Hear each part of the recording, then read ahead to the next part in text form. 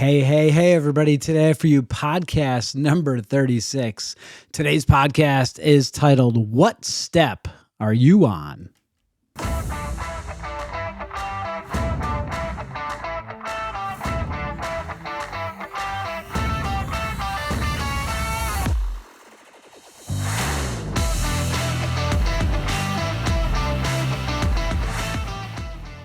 Hey, everybody. Welcome to this week's edition of your weekly Limitless Life Network podcast. I'm Dr. Pete Lombardi, and this is the Limitless Life Network podcast, where we flesh out the limitations that are preventing you from reaching your goals and living the life that you deserve.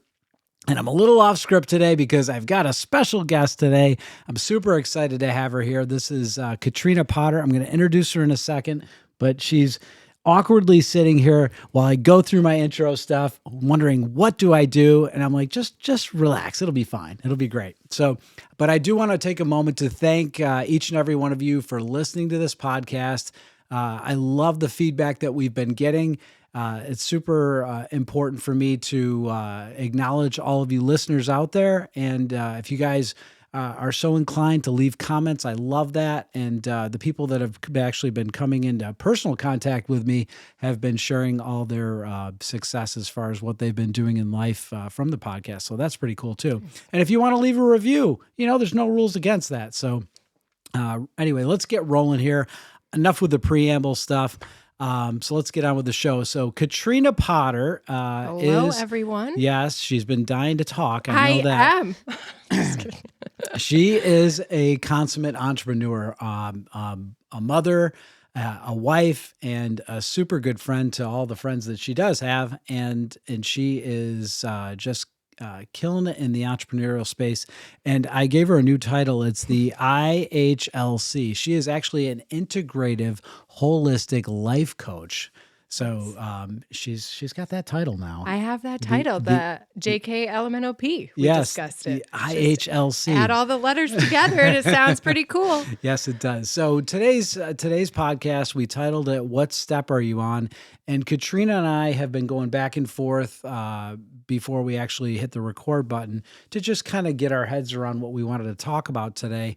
And she has a lot to share, and it's super good content. So hang with us. I don't know how long this is going to go for, but I think it's going to be super rich with content, and I'm excited to hear what we have to say. So I asked her the simple thing that I ask most people in an interview is, what's limiting people from living their best life? And so we try to come up with some limitations, and she's got a really good slant on this. So something about energy and our energetic experiences. So if you could lead us off with that, tell me all about what you mean by this. Sure. All right. Well, first off, hey, everyone. And I'm excited. This is a topic I talk a lot about in my coaching practice and in my business. And I think that when we talk about energy, sometimes we're kind of joking in the beginning. People say, oh, yeah, I don't have any energy. I need lots of coffee. And that's not the definition of energy that I'm describing in this. So when I think of the energetic experiences that we have, I think of it as how we feel in our body. So we have low energetic experiences. Think of when we're grieving or when we wake up and don't want to go to work, maybe that like feeling of wanting to kind of nest in our bed and not do much. And then we have high energetic experiences where we're full of joy, love, excitement, passion. We're ready to go and take on the day. And so when we're thinking about the limitations, we're kind of dissecting energetic experiences from those two angles. We're either in this lower energetic state or we're in the middle ground, I guess. So there's three spots, or in a higher energetic state. So that's what I mean by energy. Okay. And then you also, now you brought up this really good analogy. And I like this analogy because I'm a visual person as well as auditory. So, but I like the visuals. So that's why we record this. There we go. Got with a camera both as well. We don't just have audio here. So tell me a little bit about the staircase analogy. Yeah, so I kind of view life as an energetic staircase. We have lower energy stairs, we have higher energy stairs, and they kind of all build upon one another. So we have if we're on a lower level in our staircase for the day, the moment, the lifetime, we're having experiences that are more limiting beliefs. We're in a state of contraction. We're in scarcity mindset. Everything feels hard. We're kind of white knuckling our way through life. And as we pay more attention and put intention towards moving up the staircase, we start to become aware of our beliefs, what's in the driver's seat, what's kind of creating our reality. And the more that we become aware of that and start making shifts, we move upwards in the staircase. So then when we get to this higher level on the staircase, now we're in a place of abundance, excitement, expansion. We can create the life that we want. And so the goal becomes, let's move upwards on our staircase so we can experience more freedom and excitement in our life. And so, this is a new concept, just hearing this, for a lot of our listeners.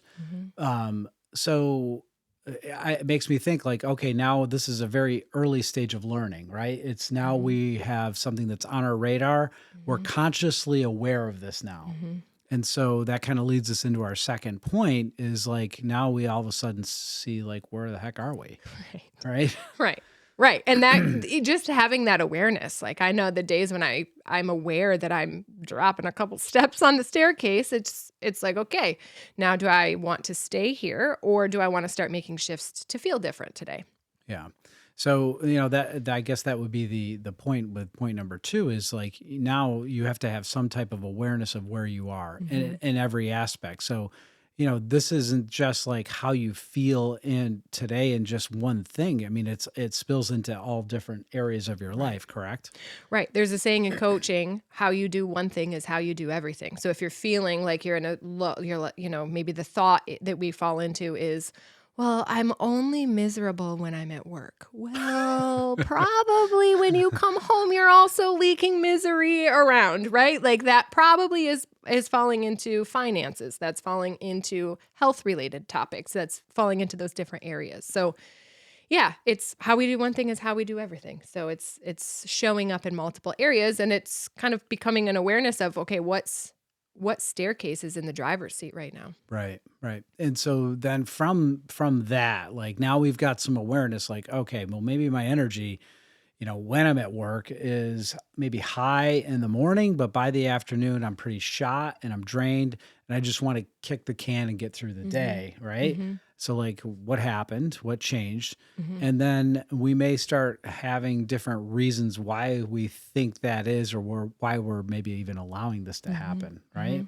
So you described in point number 3, something, which I think is going to need some serious expansion because it's this drama triangle. The drama triangle. Yeah. So what is the drama triangle? Yeah. So just to piggyback real quick on point number 2, one of the things that also comes into play, you made the reference of you're at work, you start off the day at a high energy.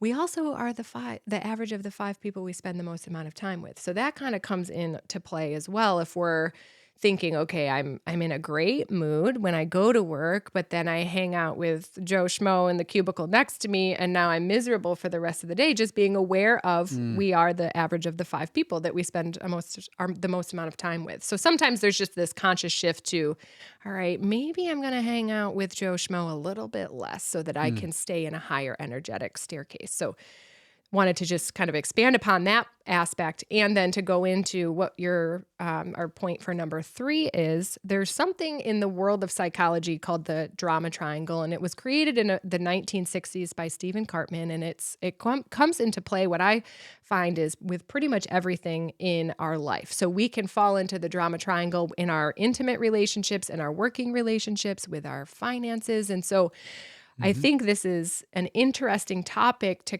unveil a little bit for all of us here and to come into it from a place of understanding rather than judgment. This is not coming from a place of criticism. It's just awareness of where we're at. And so the different parts. So if we're in the drama triangle, in any of those aspects, we fall into one of 3 roles. So the first role is the victim. When we're coming from a place of victim, there's this loss of power or ability. Oh, I can't do it, that tendency. The second role is a persecutor. So the persecutor is usually the person finding fault or placing blame to the victim. And then the third role is the rescuer. So when we're in the place of rescuer, it's the quick, let me fix it type role. Yeah. So that was when you described that earlier, you were a little more animated when you play those roles out. I was really hoping for To the get some animation. I was really hoping for I the could more get some animated animation one. for everyone. I could do that. So the victim being like, I don't even remember what I did for my animation, but it was a little bit of like that? Yeah, Was that it was that? good. Yeah. Persecutor. Yeah. And then the rescuer is, the let res- me come help you. I had a different Yeah, you animation. said, I don't know. Yeah, my I'm on the kids spot. need me right now. I have to Everybody drop everything. needs me. Everybody needs Yes. me. I did Yeah, do that. Yes. Yeah. So that was good. That was good. So, how does that like? What about money? Like, because that's one of the things we wrote down for the drama triangle. How are just? I'd like to talk about that. Just how are people like? How do they end up? How does that impact their money life? So we can fall into those roles with any topic. Money is just one of the topics. So if I'm working with someone and we're talking about the drama triangle as it pertains to money, it could be recognizing what role am I at with money? Am I constantly in a place of victim where I'm saying, oh, there's just never enough money? And so if that's the belief that we have and that's the role that we're strongly suited in, now that's the reality that we're going to create. So a person that's heavy set in a victim role with money is going to bring money in and then just as quickly spend the money because it will constantly reaffirm that pattern of Just I'm don't a have victim. enough. Yeah, I exactly. there isn't enough. Yeah. Exactly. Versus if a person is coming from a place of persecution with money, it's a constant like, money is it's always so hard. I can never make money. It's just that constant like money is awful. Right. Stance. And then the rescuer is the person that's probably coming in and like, oh, if something's wrong here, let me take all of my money. Right. So it's constantly like giving it away. I'm going to let money help everybody else, but never leave any for myself type of a thing. So meanwhile, going into debt to do it. Exactly. Yeah. I'll put that on my credit card for you. You have that issue. I'll help you. Yes. So then it becomes this swirling pattern that when we're in the drama triangle, because one often leads to another. And the goal and the intention behind being aware of our drama triangle is to come out of it, right? There's one thing to be aware of it. It's the next to make a shift to come out of it. And that's we're kind of talking about point number 4 here, which is the conscious awareness. And how would you describe that? Like the first thing is what? As far as money, do you mean? Well, or no, I just just in mean general? like point number 4, becoming consciously aware of that, so. I often use the example of dishes because it's such a rudimentary example, but it gets the point across. So you're married. You probably have dishes in your house. You have kids. Certainly do. Have some dishes. We have dishes in our house. We have a couple of kids. So I think a lot of the listeners or the viewers also have dishes. So we can all agree that we have dishes in our home and we can wrap our head around this analogy. So I give the example of dishes as kind of painting the picture with the drama triangle. So let's say, he's not even here to defend himself on this example, but for everyone, let's just do it. So let's say I come home, my husband's been home all day, and the dishes aren't done. And I have this, we didn't talk about this, but a subconscious agreement versus a conscious agreement, that jumps us into a drama triangle often. So if I have a subconscious agreement, meaning I've never said anything to my husband about doing the dishes, but I have a belief that if he's home, it's his responsibility to do the dishes. So that's a real quick way to get into the drama triangle right there. But let's say he's been home. I have this subconscious agreement. You've been home all day. Your responsibility to do the dishes. That is a fast way to jump into the drama triangle because then I could say, you've been home all day. You haven't done the dishes. Are you kidding me? Right? People can relate to that. Everyone's got this drama often about household chores. So then what happens? Well, now he would fall into what role? The victim in that. And then let's say my daughter comes in and says, don't worry, Mom, I'll do the dishes. Well, now she is creating that rescuer role. Yes. So I think it just becomes an awareness. So now if I come home and the dishes aren't done, I can either choose to jump in the drama triangle and start persecuting, or I can say, oh, dang, the dishes are still there. Right. It really would have meant a lot if the dishes were done. Is it possible for you to do the dishes tonight? There's a very different choice of communication, but oftentimes that's just a pause of, okay, do I want to jump into the drama triangle right now? Or do I want to word this different, so my reality is different the rest of the evening. So anyways, where did that tangent start? You had asked what? What do people do? Oh, becoming consciously aware. Right. So yeah, you became consciously aware that you didn't want to jump into the drama triangle, so you chose a different way to approach it. Right. And that usually works out way better. Right. And to go back to what I had said earlier, there are certain times where we want to be in the drama triangle. Yeah. And we can be real with that. Like, there's just times when that it feels good. Yeah. Well, like something bad really happens and you're like, okay, I just need a moment to be the victim for a little bit here. Right. And then I'm going to be consciously aware that I am playing the victim. And now I'm going to consciously choose to stop playing the victim and then do really what people struggle the most to do. And that is to create something different instead, which leads us to point number 5.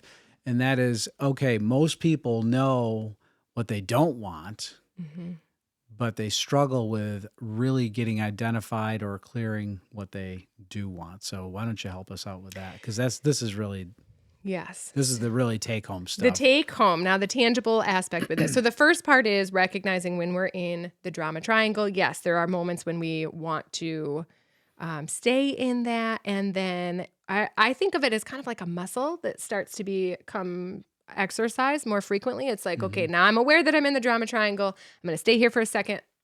Okay, now I'm ready to get out. And then we practice it some more. And then it becomes faster and faster and faster, just like getting into any new exercise. It feels awkward and clunky in the beginning. And we're like, I don't think I'm doing this exercise correctly. And then all of a sudden, we start getting better at it and performing better. And so the drama triangle is very similar to that aspect. Sure. And then as far as, okay, now what do I want to create out of that? Well, oftentimes, like you had said, we know what we don't want. So let's just write it down. That's usually the way that the brain goes is, okay, I don't want this. So I'm going to write out everything that I don't want. And then we can get even clearer with what is it that I do want. But what we were talking about a little bit before this podcast is that's a very black and white example. I don't want debt. Okay, the brain doesn't hear the word don't. So all the brain is hearing is debt, debt, debt, debt. So then the question becomes, well, what do you want instead of debt? Wealth is probably the opposite that a person would say. But then there's kind of this middle step in between that often is stepped over. And then that's where that self-sabotage comes in. Because if we don't know, okay, so let's stay with the finance example. If the statement is, I don't want debt and I do want wealth, but there's not a conversation of there's a big bridge there. There's a big gap. Bridge. There's a big chasm without a bridge. Exactly. That's more what it is. Exactly. And so the question is, well, what are the values to create an even clearer picture of that reality? So you want wealth. That's awesome. But wealth is very different depending on who you ask. Right. And there's very different paths to achieve wealth. Does wealth look like working 400 hours or does it look like 4 hours? Like, what is the reality that you want to create? Because the more that we can get crystal clear on what it is that we do want and how we want to get there, the more that our brain looks for evidence to prove that to be true and steps away from the old beliefs that are holding us into that debt or whatever the belief is that we're stepping away from. Yeah. Does that make sense? No, it does. It makes a lot of sense. I think that's helping bridge that chasm for sure. I think that the values are something that we've talked about a lot on the podcast, is that people are not really clear on their values. Right. So what you value, what is it that you value? Well, if you look at where your money is being spent, that tells you what you value, because most of your money is flowing toward those things. Right. And what are you spending your time on mostly? And if you're happy with those things, then great. But if you're not happy with those as well, because they can be just patterns that you've picked up, not consciously, those are subconscious things that have kind of trickled into your life because they're just maybe things that you've seen, patterned out by other people that have carried those same actions out. You learned it from someone in your life and thought, oh, that's just what you do. Take that. That's just what you do, right? Yep. And I heard the question of values asked one time of if you were, it's kind of a strange twist, but I'm going to do it. If you were put in jail, what would your value still be? So value, sometimes people will say, well, like my kids are my top value. Well, if you're in jail, your kids aren't around there. So what is the value that comes with that? Family, connection, building relationships, like kind of trying to expand on that even deeper. Because sometimes when doing this exercise, we go into things that are, well, I spend a lot of money on my kids. Well, that's not necessarily the value. Let's dig a little bit deeper into what is the depth of that. Does that make sense? Yeah, it does. I mean, people don't always think about what it is what about your kids do you value? Right. You know, there's a lot of things, I'm sure, for Right. everybody, but Right. it's good to define those things. Right. And that's how you get clear, is by asking these questions. Right. Right. Right. And I know for me, the first time this was asked, my answer was, where do you spend the most amount of your money? And it was debt. And where do you spend the most amount of your time? And it was work. And both of those things were a cycle that I was trying to break myself out of. And so I think just having that awareness without judgment, it's like, oh, dang, my answers to that question are not what I want them to be. Time Right. to start making some shifts. And that's not a bad thing, right? Because Absolutely. if you don't like the answers to the questions that you're asking, you're now all of a sudden aware. Right. And with that, now you can choose a different path, and you can create that life that you're trying to create. Right. Right. And if we go back to the staircase analogy, I think it's ever evolving for all of us. That's constantly stepping even stronger in our stance of creating a reality that aligns with our values, even more. Okay, where are there areas that I can raise my energetic experience even more? Right. Work feels great, awesome. Relationships feel great, awesome. Money, okay, there's still some things. Exercising that staircase even more, I think is it's just great to come from an angle of it's going to consistently grow if we put intention behind it. Yeah. Love it.